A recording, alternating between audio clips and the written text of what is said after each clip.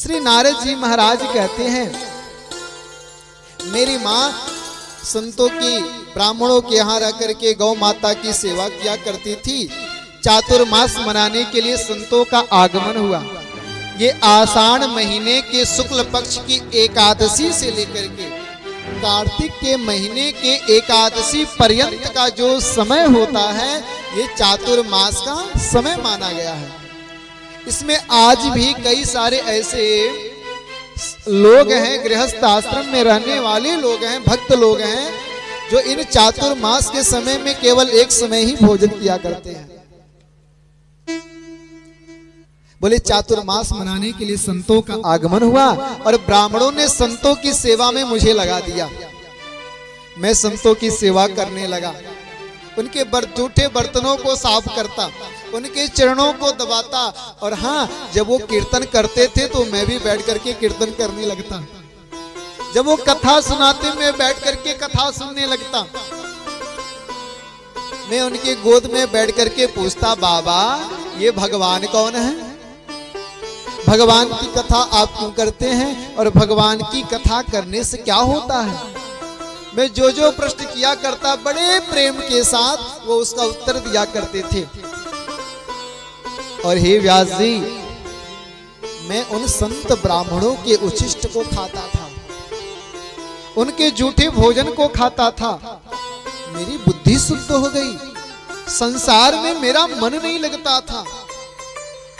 अच्छा, वास्तव में जो संत महापुरुष हैं, जो वास्तव में संत हैं, इनका उच्छिष्ट अगर मिल जाए तो बड़े सौभाग्य की बात होती है। वृंदावन के एक बड़े प्रतिष्ठित संत हैं, श्री मलूक पीठ वाले परम पूज्य श्री राजेंद्र दास जी महाराज। वो अपने विषय में एक बार उन्होंने बताया था, मेरे यहां पर एक बड़े दिव्य महापुरुष श्री शरणानंद जी महाराज पधारे थे। वो मुझे अध्ययन कराने के लिए वृंदावन लेकर के गए। वहां पर उन्होंने कुछ फल खाया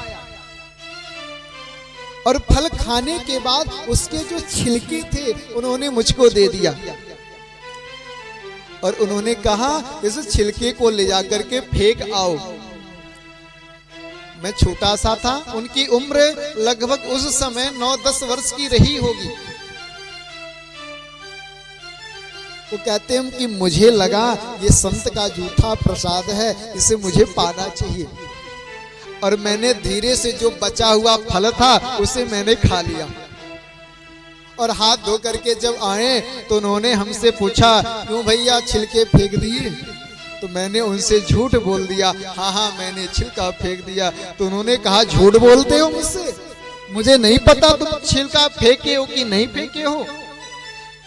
आज तुमने मेरा जूठन खाया है, इसलिए आज तुझे बहुत बड़ा दंड मिलेगा। उन्होंने कहा, महाराज अपराध तो मैंने कर दिया, अब दंड के लिए भी तैयार हूं, जो दंड आप देना चाहें सो दे सकते हैं।